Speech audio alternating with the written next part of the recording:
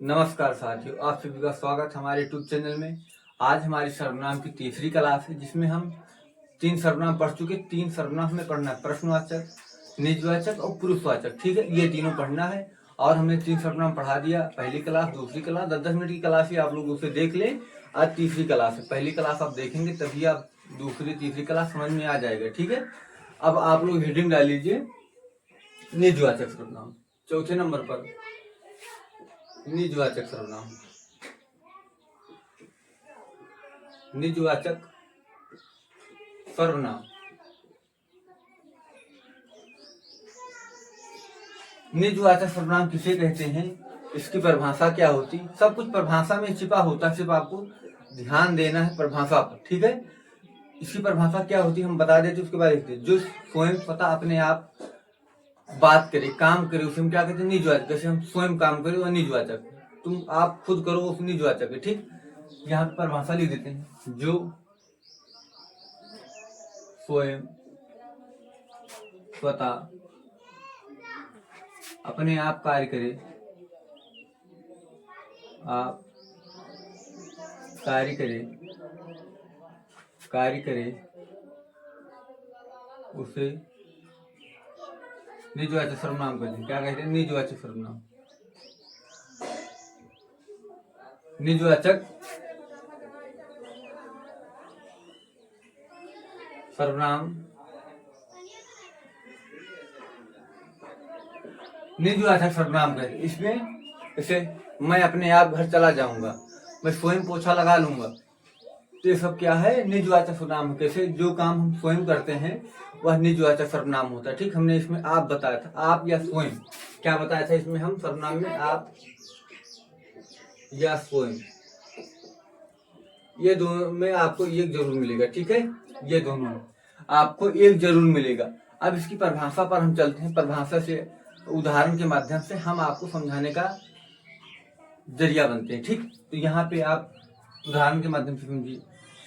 उदाहरण 1, मैं अपने आप घर चला जाऊंगा। मैं अपने आप घर चला जाऊंगा। घर चला जाऊंगा। मैं स्वयं पोछा लगा लूंगा। दूसरा उदाहरण, मैं स्वयं पोछा लगा लूंगा।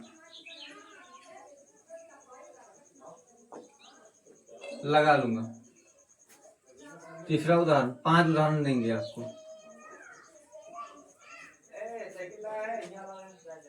मैं अपने आप खाना बना लूंगा।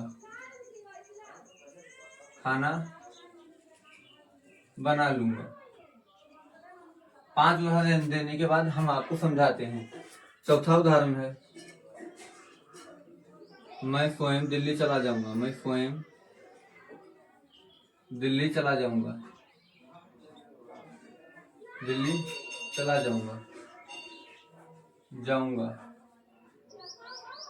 मैं स्वयं दिल्ली चला जाऊंगा।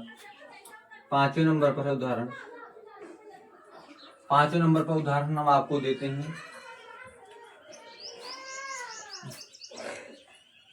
मैं अपने आप कपड़े धो लूंगा। मैं अपने आप कपड़े धो लूंगा।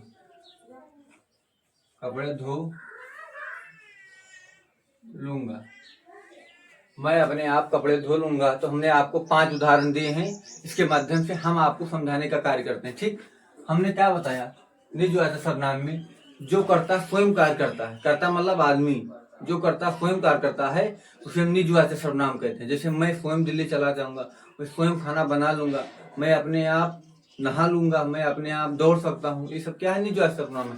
तो हमने 5 उदाहरण दिए आपको।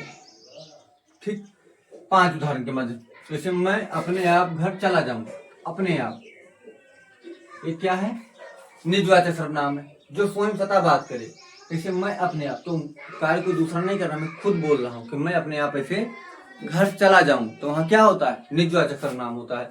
फिर उसके बाद मैं स्वयं पोछा लगा लूंगा। स्वयं तो स्वयं भी अपने आप को दर्शाता है कि मैं स्वयं पोछा लगा लूं, किसी दूसरे को नहीं कहूंगा। ठीक है, तो ये भी आपको समझ में आ गया होगा। इसके बाद मैं अपने आप खाना बना लूंगा, मैं स्वयं दिल्ली चला जाऊंगा, मैं अपने आप कपड़े धो लूंगा। तो ये सब क्या है? निजवाचक सर्वनाम है, जिसमें कर्ता स्वयं कार्य करता है, जिसमें कर्ता स्वयं कार्य करता है वह निजवाचक सर्वनाम होता है। तो आई होप आप सभी को ये पांचों उदाहरण समझ में आ गया होगा। जिसमें कर्ता स्वयं कार्य करता है, किसी अन्य व्यक्ति से कार्य नहीं कराता है, वह निजवाचक सर्वनाम होता है। क्या होता है? निजवाचक सर्वनाम होता है। अब इसके आगे हम चलते हैं प्रश्नवाचक सर्वनाम पर। तो आप लोग इसे एक बार स्क्रीनशॉट ले लीजिए। हम हट जाते हैं। आई होप आप लोग स्क्रीनशॉट ले लिए होंगे। तो आप लोग अब पांचवें नंबर पर छोड़ लीजिए प्रश्नवाचक सर्वनाम। प्रश्नवाचक में सीधा दिख रहा है, प्रश्न पूछने का कार्य करता है, उसे क्या कहते हैं? प्रश्नवाचक सर्वनाम।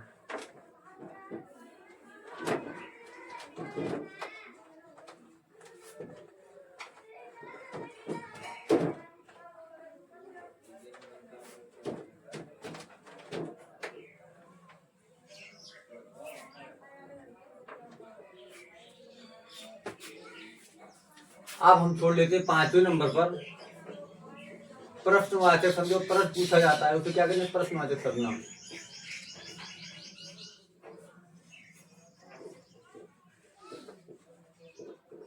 प्रश्नवाचक सर्वनाम, प्रश्नवाचक सर्वनाम होता है।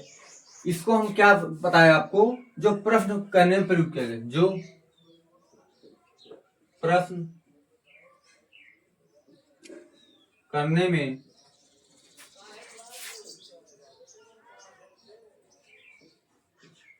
प्रयुक्त किया जाए,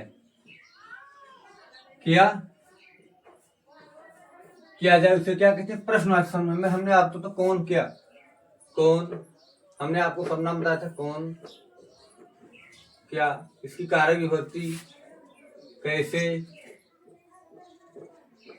किसको,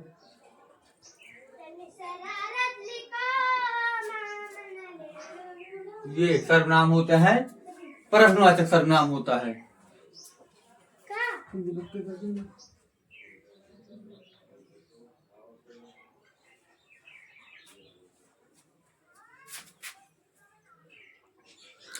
ये होता है प्रश्नवाचक सर्वनाम होता है। कौन, क्या, कैसे, किसको, कैसे, तो क्या होता है? प्रश्नवाचक सर्वनाम होता है। जो जिसमें प्रश्न पूछा जाए वह क्या होता है? प्रश्नवाचक सर्वनाम होता है। ये भी आपको ध्यान रखना है। ठीक, अब उदाहरण के माध्यम से हम आपको समझाते हैं। यहाँ पे उदाहरण हम आपको देंगे 4। पहला उदाहरण, दूसरा उदाहरण, तीसरा उदाहरण, चौथा उदाहरण। ये हम आपको 4 उदाहरण देते हैं। हम आपको 4 के माध्यम से एकदम समझा देंगे। ठीक, अब हम उदाहरण देते हैं। उदाहरण के माध्यम, बाजार से क्या लाना है, क्या लाना है। और यहाँ पे कहाँ लिख लीजिए, ये तो मूल सर्वनाम है, ये इसकी विभक्ति चिन्ह से बनता है। तुम कहाँ जा रहे हो, तुम कहाँ जा रहे हो। तुम क्या कर रहे हो, तुम क्या कर रहे हो, तुम क्या कर रहे हो।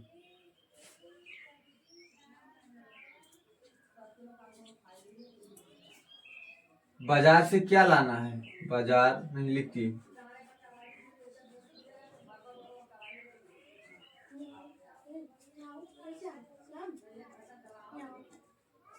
तुम दिल्ली क्या करने जाते हो, क्या करने जा रहे हो, क्या करने जा रहे हो। तुम दिल्ली क्या करने जा रहे हो। हमने आपको 4 उदाहरण दे। अब 4 के माध्यम से हम आपको बताते हैं कि प्रश्नवाचक सर्वनाम क्या होता है। प्रश्नवाचक सर्वनाम, बाजार से क्या लाना है।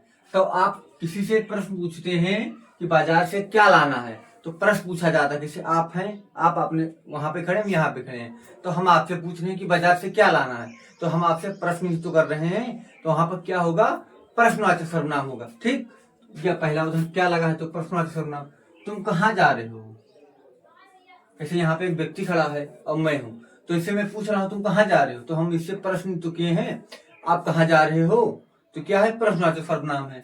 फिर तुम क्या कर रहे हो, ये हमने किसी व्यक्ति से पूछा तुम क्या कर रहे हो।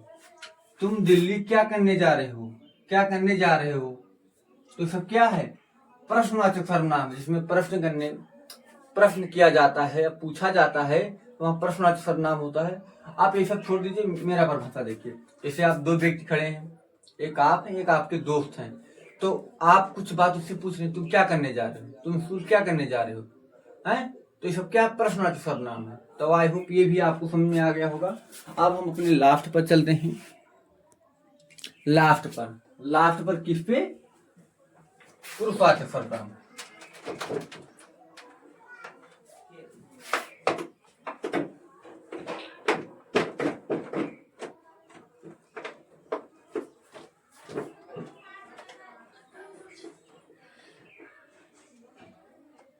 हेडिंग ला लीजिए, लास्ट हमारा पुरुषवाचक सर्वनाम।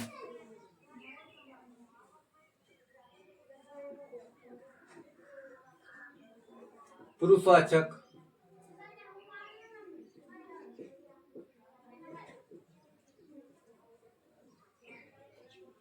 या थ्री पुरुष को दर्शाता है, तीन पुरुषों को दर्शाता है, तीन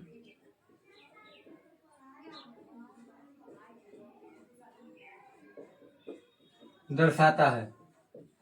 इसमें तीन भेद होते हैं, उदाहरण हम एक एक को देकर आपको समझाते हैं कि तीन भेद होते हैं।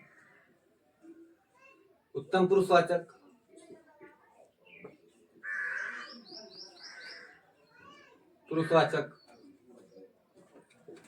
मध्यम पुरुषवाचक,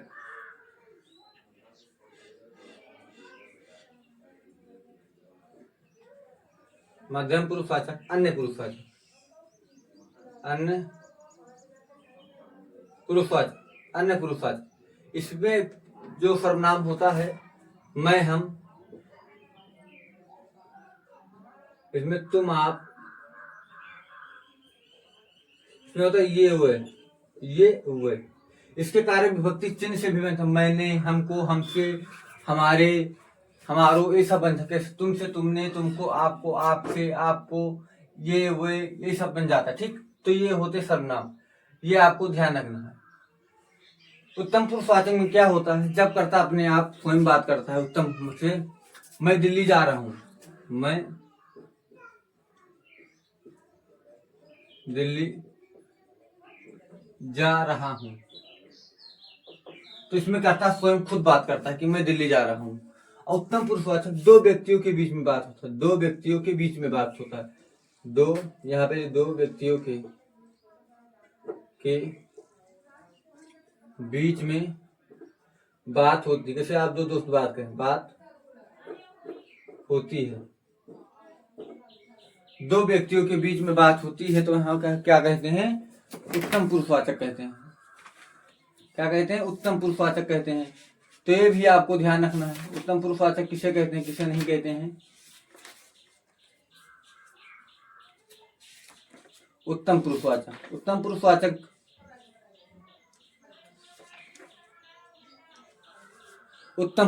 होता है। अब इसके बाद चलते हैं मध्यम पुरुषवाचक। जैसे वह ईमानदार लड़का है, वह ईमानदार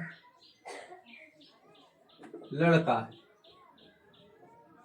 वह ईमानदार लड़का। जैसे आप दो व्यक्ति खड़े हैं, एक मैं एक आप, तो बात कर रहे हैं कि वह ईमानदार लड़का है, तो दो व्यक्तियों के बीच तीसरे बात होती है, तो क्या होता है, उत्तम पुरुषवाचक होता है।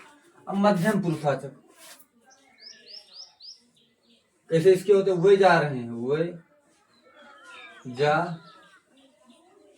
वे जा रहे हैं, तो दो व्यक्ति खड़े हैं, तीसरी ओर इशारा करते हैं कि किसी हम हैं, आप हैं, तो इशारा करते हैं कि वे जा रहे हैं, वे आ रहे हैं, तो सब क्या तीसरे व्यक्ति को इशारा करता है। हाँ, उत्तम पुरुषवाचक होता। कैसे आप बहुत जगह देखते हो, कैसे मैं बड़ा हूँ, आप छोटे हैं, तो आप हमसे कैसे आप बात करोगे, तो आप इसमें होता है मैं, हम, तुम, आप, ये मध्यम पुरुषवाचक होता है। ठीक है, ये आपको ध्यान रखनी है, हमें कैसे किससे बात करनी है। ठीक है, तो आई होप आप सभी को क्लास आज की अच्छी लगी होगी। मिलते हैं नेक्स्ट वीडियो में। धन्यवाद।